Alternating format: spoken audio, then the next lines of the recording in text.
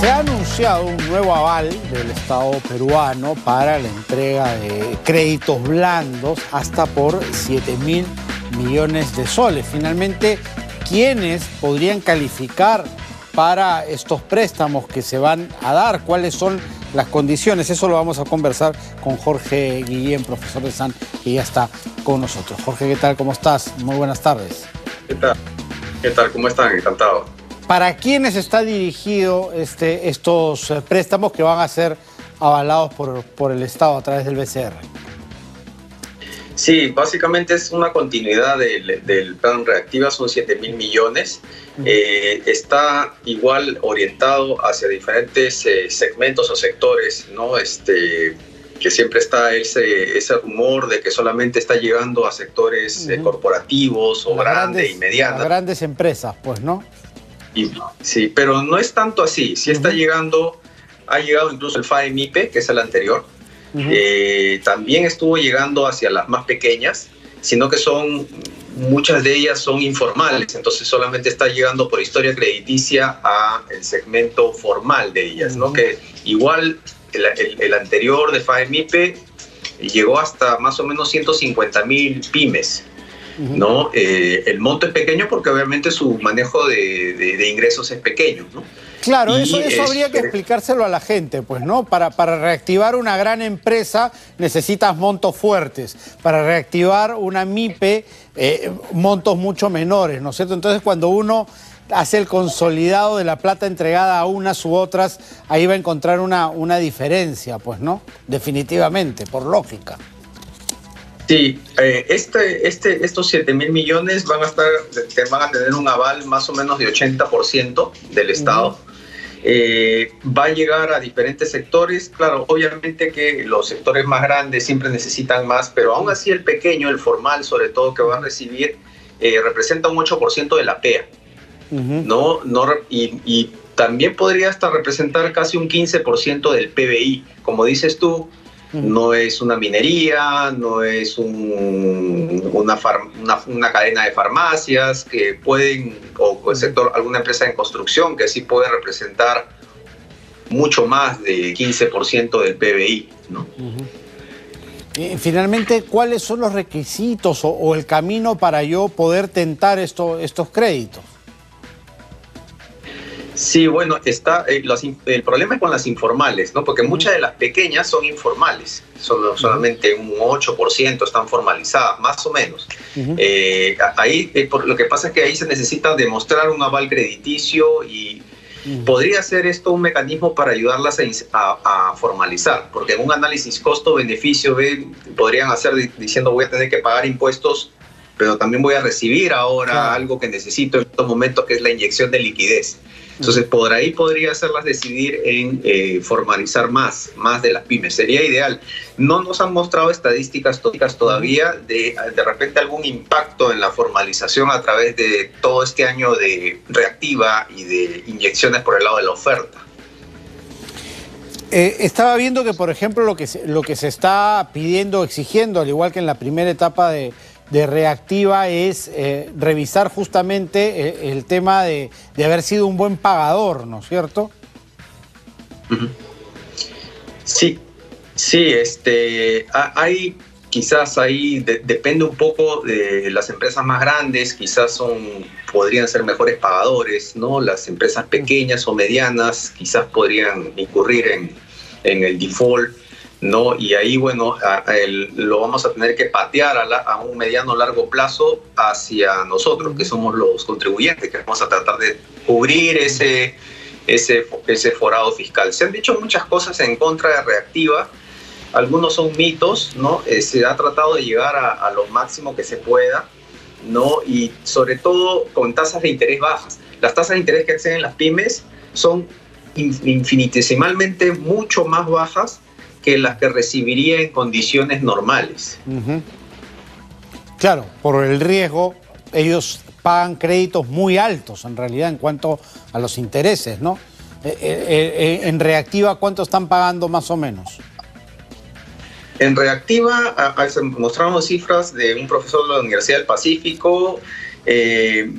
Supuestamente el banco también está ganando a la hora de prestar, pero también se está arriesgando, ¿no? Porque el banco lo está recibiendo a casi un 0 punto algo por ciento y le está poniendo un margen, ¿no? Sobre empresas corporativas casi es un 1%, y sobre normalmente las pymes o MIPES pueden estar con tasas de 60, 80 o 90% o quizás más, ¿no? Con los préstamos informales, y olvídate. Pero aquí podría estar llegando hasta un 20%, lo cual es bastante, como te digo, la diferencia es bastante buena, ¿no? Y significativa con respecto a las condiciones normales, ¿no? Y también hay periodos de gracia. Claro, y eso es importante verlo, ¿no? Porque finalmente las perspectivas de cuándo la situación económica del país se normalice no están claras, ¿no? Entonces uno pide préstamos para reactivarse, pero si la economía no está reactivada, ¿cómo y en cuánto tiempo uno va a empezar a pagar eso, si no se reactiva todavía? Sí, ese es algo que hemos pasado en el crecimiento que hablamos el año pasado, ¿no? Contigo y los otros profesores, todo el área, de menos 30% en el segundo trimestre, y ahora recién estamos en menos 2%, otra vez volvimos a negativo en enero y febrero, no estábamos por ahí en 0%. Los commodities, el cobre, por ejemplo, está en 200% más en este año, ¿no? Ha ganado 200%. Lo que me pregunto es, ¿por qué si el cobre está tan alto como en el segundo periodo de Alan García, por qué no al menos llegamos al positivo, ¿no? Que hay algo en la cuarentena, hay algo en las restricciones que no deja encadenar el sector minero. El sector minero está como aislado bien y las exportaciones también, pero falta algo en el encadenamiento, en la cadena productiva. Muchos periodistas también me han preguntado, ¿por qué está sucediendo eso? Si los términos de intercambio, precio de los metales están bien ahora, ¿por qué no estamos, no te digo como el 10% de crecimiento de Alan García, pero al menos un alivio, ¿no? Un alivio fiscal también para seguir haciendo los subsidios y llegando a las poblaciones excluidas? El tema, por ejemplo, de servicios, ¿podría ser esa variable la cual tú estás buscando? Sí, hay empresas que la minería da 6% al PBI total, pero de ahí encadenas muchas MIPES y pymes, muchos servicios, como dice, construcción, comercio y banca, ¿no? Hay algo ahí, quizás en algunas restricciones, que yo estoy ajustando mucho en algunas actividades productivas. Yo lo veo a grosso modo, por ejemplo, en actividades deportivas, ¿no? Se cierran los clubes, pero pequeñas academias están abiertas. Gimnasios también están reclamando. Y no se sabe aún la causalidad. Muchos gimnasios funcionan a pérdida. O ahora ya no están funcionando, pero no se ve esa causalidad de que necesariamente ahí está el foco de contagio. Entonces habría una heterogeneidad en la política que podría estar afectando negativamente el producto, considerando de que tampoco estamos sacrificando por salud, ¿no? Entonces hay que desmenuzar un poquito más esas actividades productivas para que así la pyme y la MIPE también se pueda favorecer, porque es la más perjudicada con esta pandemia también.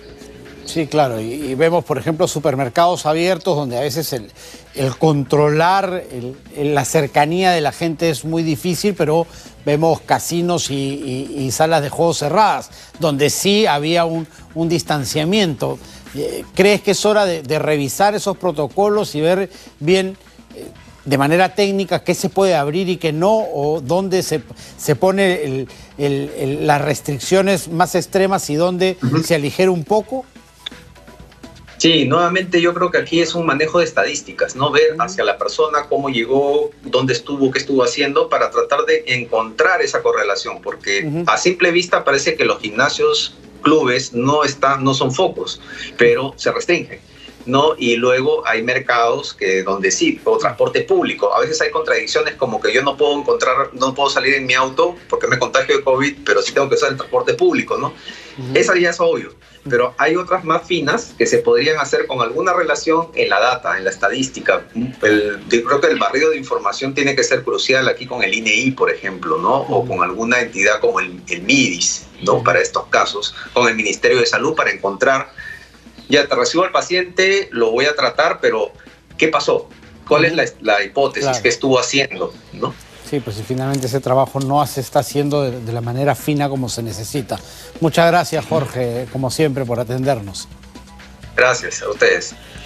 Vamos ahora a cerrar nuestro bloque económico.